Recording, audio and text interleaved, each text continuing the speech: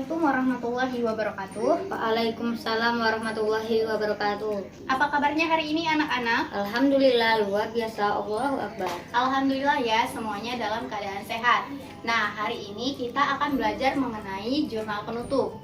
Sebelumnya, Ibu akan menjelaskan apa itu tujuan pembelajaran kita hari ini. Nah, tujuan pembelajaran kita hari ini yang pertama adalah untuk mengetahui definisi dari jurnal penutup. Yang kedua, untuk mengetahui fungsi dari jurnal penutup.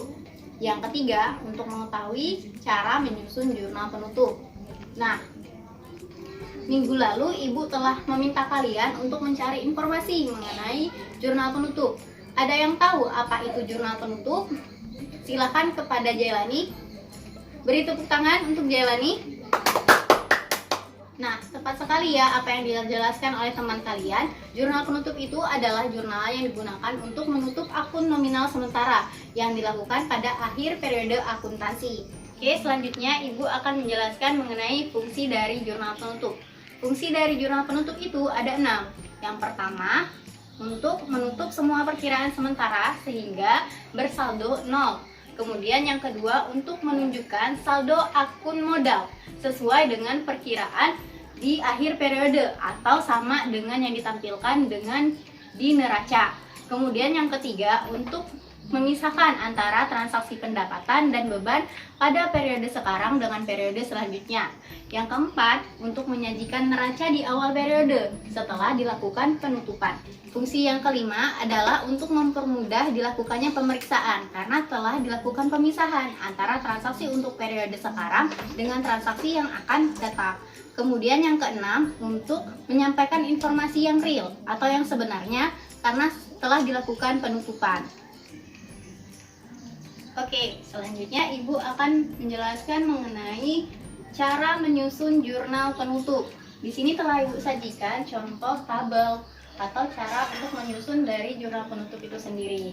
Nah, yang pertama kita harus menyiapkan judul terlebih dahulu. Judul itu terdiri dari nama perusahaan, kemudian tulis jurnal penutup, ada tulis juga periodenya. Nah, dalam jurnal penutup itu ada beberapa akun khusus yang perlu ditutup. Yang pertama itu pendapatan, yang kedua itu beban, yang ketiga ikhtisar laba rugi, yang keempat itu prive.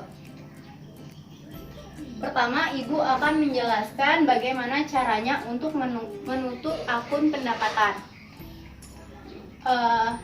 Seperti pelajaran-pelajaran sebelumnya, ada yang tahu saldo normal pendapatan itu di sebelah mana? Nah, tepat sekali bahwa saldo normal pendapatan itu di sebelah kredit. Sehingga ketika kita menutup akun pendapatan, maka akun pendapatan akan diletakkan di sebelah debit. Sehingga jurnal penutupnya pendapatan di debit, ikhtisar laba rugi di sebelah kredit. Selanjutnya, Ibu akan menjelaskan bagaimana cara menutup akun beban. Ada yang ingat saldo normal akun beban itu di sebelah apa?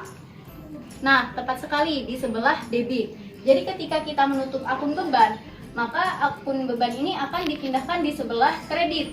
Sehingga jurnal penutup akun beban itu ikhtisar laba rugi di sebelah debit, kemudian expense atau beban kita masukkan ke sebelah kredit.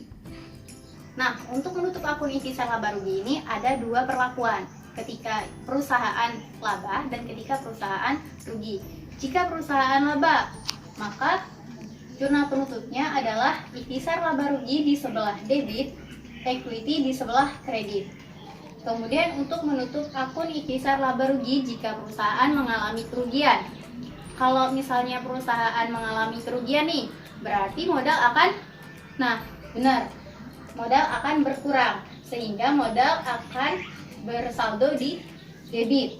Jadi jurnal penutup untuk menutup akun ikhtisar laba rugi jika ia rugi, maka equity di debit, ikhtisar laba ruginya di sebelah kredit. Atau dalam istilah akuntansinya, equity di debit, income summary di sebelah kredit. Kemudian yang terakhir, untuk menutup akun prive. Untuk menutup akun prive, itu jurnalnya income summary di sebelah debit dan preview-nya atau drawing di sebelah kredit. Selanjutnya Ibu akan memberikan contoh soal. Ketika perusahaan Toko Maju Jaya pada periodenya 31 Desember 2020 diketahui nih akun pendapatan sebesar 5 juta rupiah, maka jurnal penutupnya adalah, nah, ada yang bisa jawab? Kepada Rohimah, silakan. Tepat sekali ya, jurnal penutupnya, maka kita menggunakan contoh yang pertama yang telah Ibu jelaskan. Ini jurnalnya revenue atau pendapatan di sebelah debit sebesar 5 juta rupiah, income summary atau ikhtisar laba rugi di sebelah kredit sebesar 5 juta rupiah. Nah, selanjutnya ada contoh lagi nih, yaitu perusahaan Makmur Jaya pada periode yang sama, 31 Desember 2020.